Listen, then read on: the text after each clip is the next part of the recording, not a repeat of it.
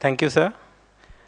Just a couple of thoughts, especially taking cue from some of the issues raised yesterday. The question raised as to why renewable energy, why RE.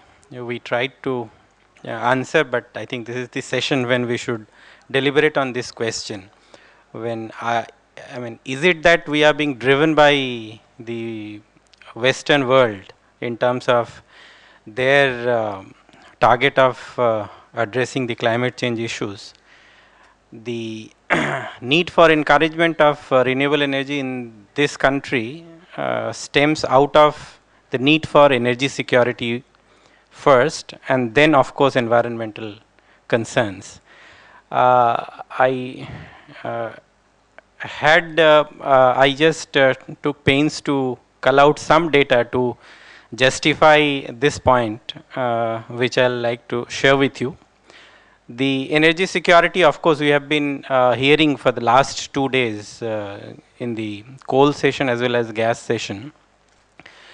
Given the kind of price volatility and dependence on import on both these sectors, power sector is the most vulnerable segment, which needs to diversify its energy need, its source of fuel. So this itself, these two sessions, the deliberations in these 2 days has already highlighted the need. In fact, the World Bank report also gives some figures saying that even the integrated energy policy says that we have the coal reserves only for another 45 years. And we have the price volatility in gas, oil as well as coal, which leads to an inference that in the electricity sector we need to diversify our supply and also reduce our import dependence and also mitigate the fuel price volatility issue. And in fact, this being the first major reason as to why we should go ahead and encourage renewable energy, I would also like to touch upon the environmental needs, the need which arises out of the environmental concerns, which are not being imposed by the outside world, but a concern which we need to realize within ourselves. Just a couple of figures from one study conducted by the World Bank. It is said that 1 gigawatt hour of renewable energy generated leads to reduction of CO2 emission of 3.3 million tons per year. And related to that is a figure which says that 1 metric ton of CO2, million ton of CO2 emission reduction is treated as equivalent to 334 lives saved. So if we are able to generate 1 gigawatt hour of renewables, we will be able to save more than 1,000 lives. If this is what the statistics show, why shouldn't I voluntarily accept renewable as a choice of fuel? So I thought these statistics would be important, especially for this session. I'll like to also talk about the cost effectiveness, which is often cited as one of the reasons as to why we should go for renewables. It's not cost effective. When we have the options of procurement of power from other sources which are much cheaper, why should I go for RE? And again here I'd like to give you some statistics that already some of the renewable technologies like small hydro and others, they have attained grid parity. You have other non-solar renewable energy for which the prices vary in the range of 3 rupees 50 paise to 5 rupees 50 paise, and one can easily compare the prices of renewable energy with other conventional energy sources, if not now on the long term basis.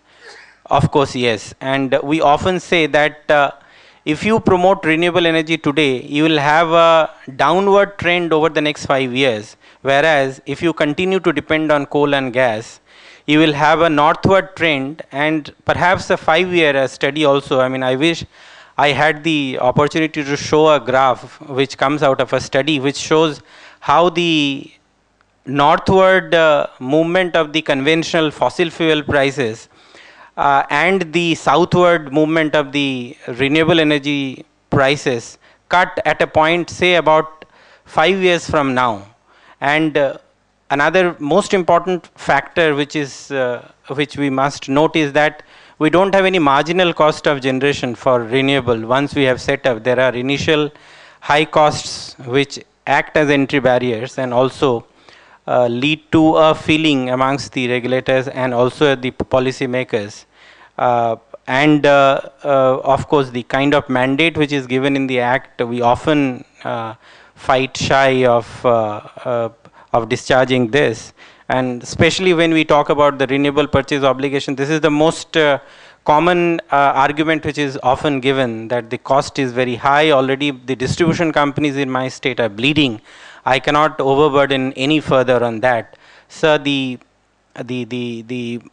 mean, one needs to see as to what extent we are not, if we are out of the total portfolio of power purchases, what is being said is that you can have on an year-on-year basis an incremental RPO level of 1 to 1.4%. That is what the RPO study of FOR has revealed. That if we are to achieve the NAPCC target of 5% by 2015, what is the incremental level of RPO that each state commission has to come out with? And for a state which is less than 1% RPO at the present level, what has been suggested is that you start with 1.4% and in the next 5 years you go to a level of about 7%. So out of the overall portfolio of purchases of the distribution company, if one looks at the cost of power, cost dynamics, if you see, you will find that out of that, more than 2% constitutes power which are higher, which are purchased at a price which are higher than the renewable energy sources. Short-term purchases are quite high, and even the NTPC's gas-based and liquid fuel prices, we have the figures. The average gas-based NTPC's power, which is considered to be cheap, is about 4 rupees 50 paise, and for the liquid fuel, it is as high as 6 rupees. So out of the total portfolio of purchases, already we are paying this high cost. So why to fight shy of buying power from renewable energy sources, which is ranging between 350 to 550? These were some of the statistics which I thought we should bring about. And for the investors, yes, as has already been highlighted, I will not repeat, but then just to summarize, the new electricity law, the Electricity Act 2003, has provided for 3 specific interventions and one more, of course, 4 specific interventions by the regulatory commissions to promote the renewable purchase obligation, which most of the state commissions have been doing. But as Balwant has highlighted, perhaps there is a need for a longer term trajectory for RPO and greater certainty, because this will generate demand and give more certainty to the investors. The second is the preferential tariff. Yeah, and also on the grid connectivity, n number of steps have been taken by CERC, and Balwant has also talked about the renewable energy certificate.